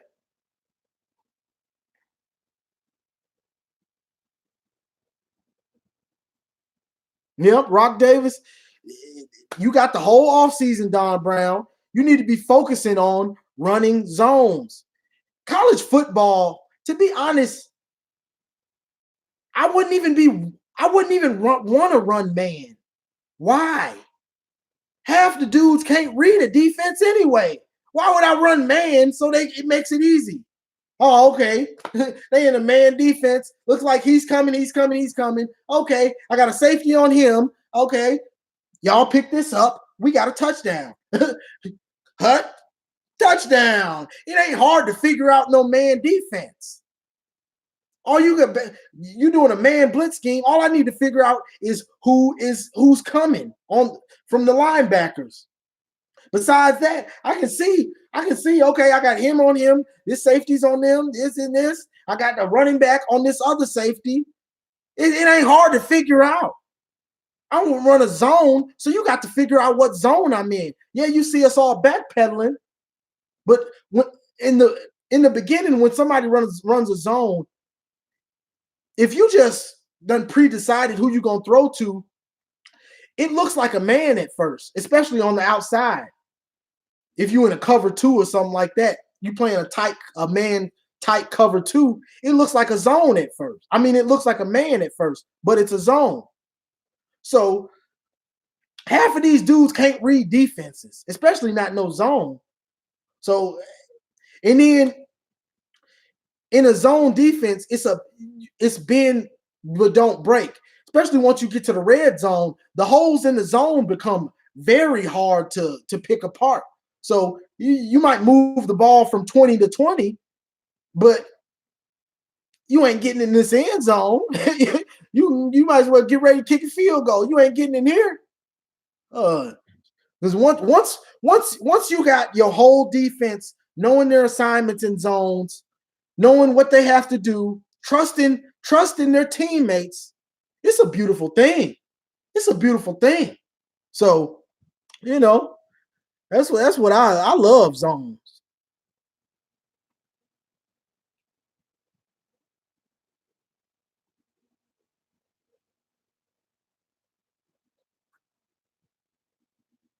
Yeah, Deontay, Clemson don't play nobody, but they that team. See us? I just want to get to the playoff. I don't care if we get blew out.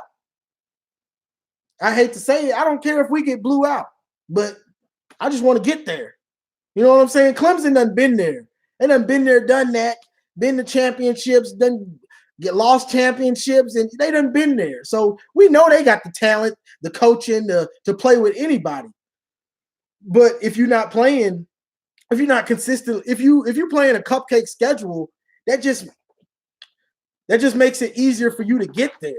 You get what I'm saying? I ain't saying Clemson ain't got dogs. We all know they got dogs. I'm just saying it makes it easier to get there. You don't have as many chances to slip up.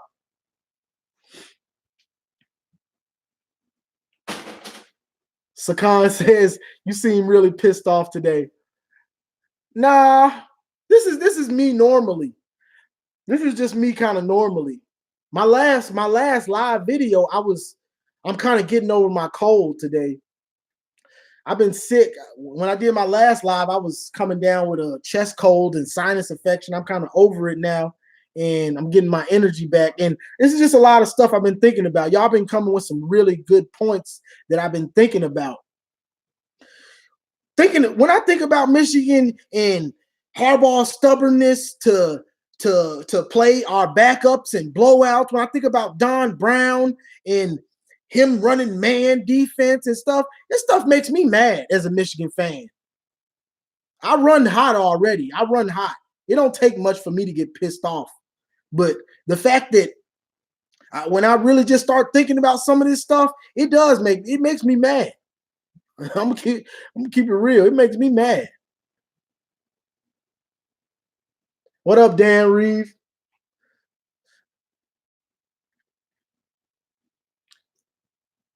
Sakan, greetings and regards from Pakistan. What up, bro? You all the way out there? What time is it out there?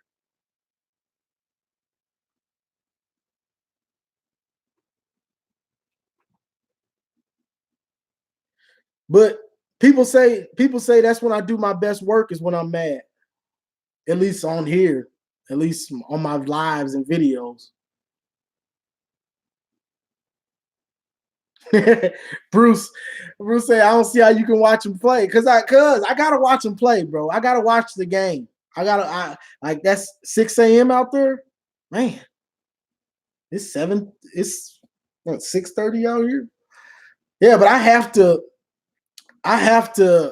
watch the game, bro, because I'm gonna make a video anyway, so I gotta watch the game. I don't like just saying stuff and I don't know what I'm talking about, but I have to watch the game to see what happened, to see who messed up, to see if Harbaugh, just like Harbaugh's boneheaded calls before the half, like I have to see what led us to lose or what happened. Shea playing like trash for most of the game. Like I gotta see it. I gotta see what happened. Who messed up? Did the whole team play bad? Was Nico balling? Was the running backs doing their thing? Did the offensive line play well? Like I have to see who made what happen.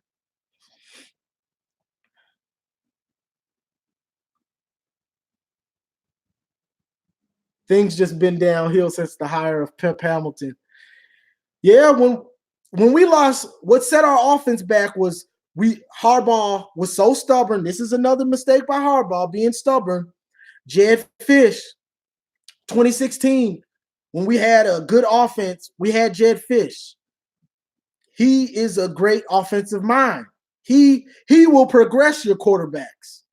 Your quarterbacks won't regress under him. When Harbaugh didn't want to give Jedd Fisch full control over the offense, so he left. He just said, "All right," and I'm not sure where he went, to the LA Rams as a consultant or somewhere. He went back to the NFL as consulting offenses for the NFL. So that's just another mistake on Harbaugh being stubborn. Daniel says I would have got rid of Don Brown right after the Citrus Bowl if I were the coach. I would say once we get to Ann Arbor, you can go clean your office since you didn't learn from. Exactly. And that would have been the right thing to do. Like, you're not getting it done. Being at Michigan, our talent will beat our non-conference Middle Tennessees, Marylands, and teams like that. Our coaches are there. Harbaugh, Don Brown, Gaddis, y'all are there to beat OSU, to beat Penn State, to beat Wisconsin, to beat Notre Dame, to beat Washington. That's why you're there. Our talent can beat those other teams. You're there to beat the top teams in the Big Ten. So you can't do that. You consistently get shredded against OSU, Bama, Florida State, let's see, South Carolina. Who else? Penn State this year, Wisconsin this year, so Notre Dame last year. So all of these are top teams. They're all blue blood type teams, and you get if you don't get shredded for them by them. And somebody said, oh, they didn't get shredded. They only gave up 28, but it's how they gave them up. Monster big plays, just big plays. They're not getting consistently beat on down the field. They're just giving up 70-yard bombs, 50-yard bombs, and stuff like that. That ain't gonna cut it, dog. It's not gonna cut it. That's the big thing, is not giving up big plays.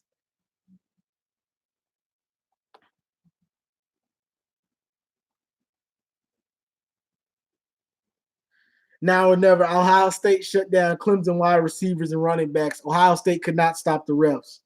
I wouldn't say that, bro. Y'all problem was y'all gave that boy Trevor Lawrence everything y'all had, and he was like, I ain't quitting. Y'all hitting that boy in the mouth. Oh, he was getting blasted.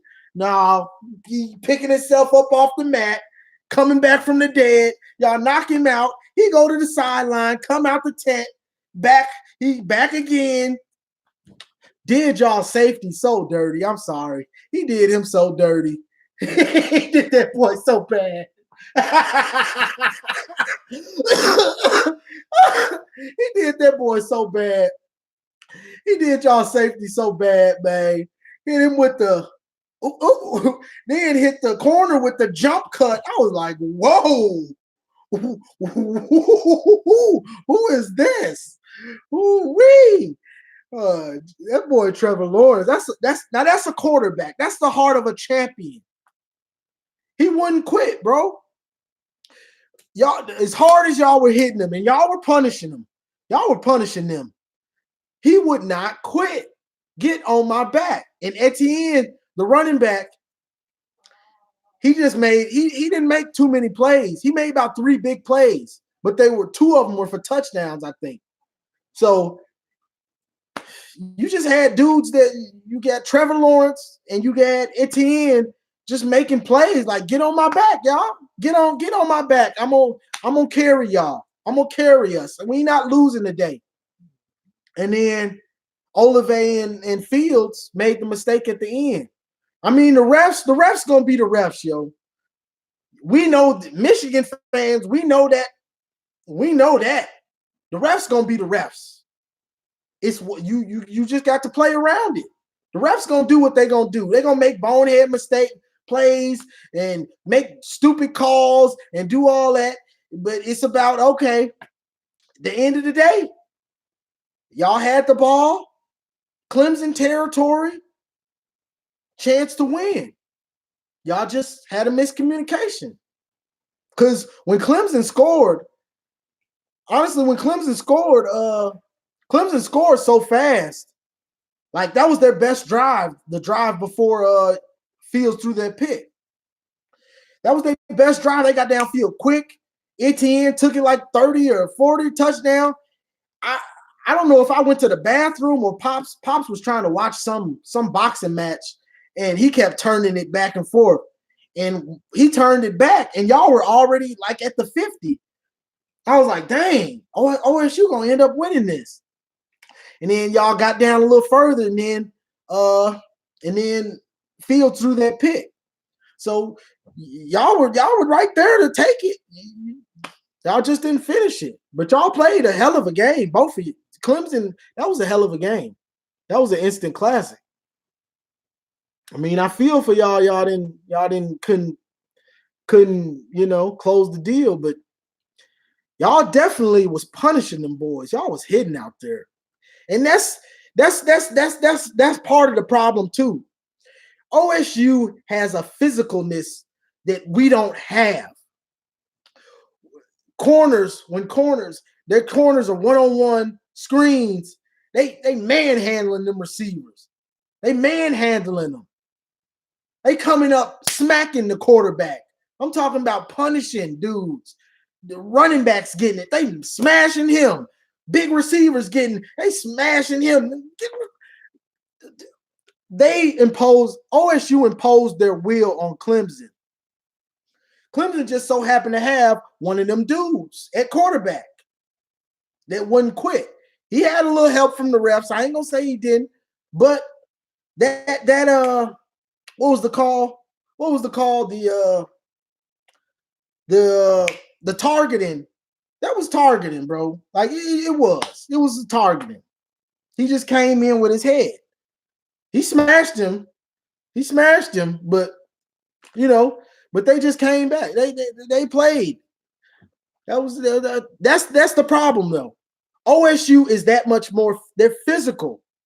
I don't know what Harbaugh needs to do or Don Brown, because forget the scheme.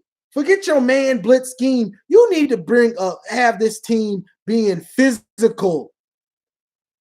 Physical, where they want to they impose their will on them, not from your scheme, just because I'm more physical than you. You soft to me. You soft to me. You catch a pass, you looking for the sideline. I ain't even gonna let you get over there. Get over here. You soft. That's the difference between them and us right now. We soft. We soft compared to them. Because I was highly impressed with OSU's physicalness on their defense. And that's what Ryan Day said he wanted to do, is impose his will. And they were doing it. That's a big difference between us and them.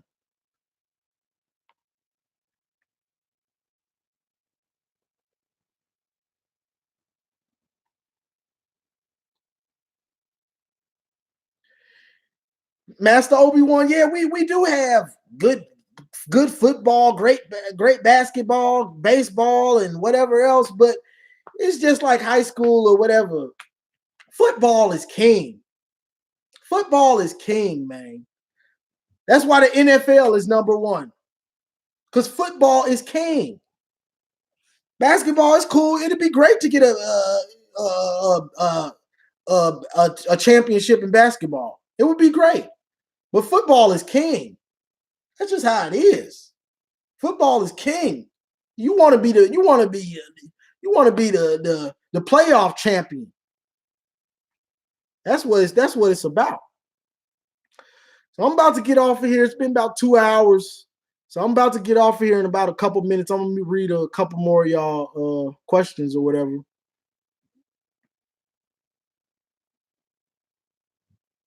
That's true. The basketball team has done way more than the football lately. But football is just king. That's just what it is. Unless you're a school like North Carolina, Duke, you know what I'm saying? Schools like that, where basketball has always been number one. You know what I'm saying? UCLA, you know what I'm saying? Schools like that where they're blue blood basketball teams, basketball schools. You know, when people think of Michigan, besides they think of the football first, and then they think of maybe like the Fab Five or something. You know what I'm saying? But it's football. Yeah.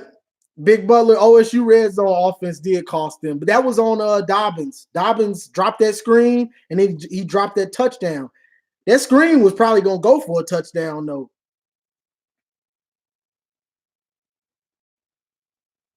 Master Obi-Wan, we might take L's, but our apparel go hard. Yeah, we always top in revenue, and our apparel is everywhere you go, you're going to see somebody wearing Michigan. That's a fact. Yeah, I know D said we're a basketball school. He always says that. The last couple of years he's been saying that. But then football is king, though.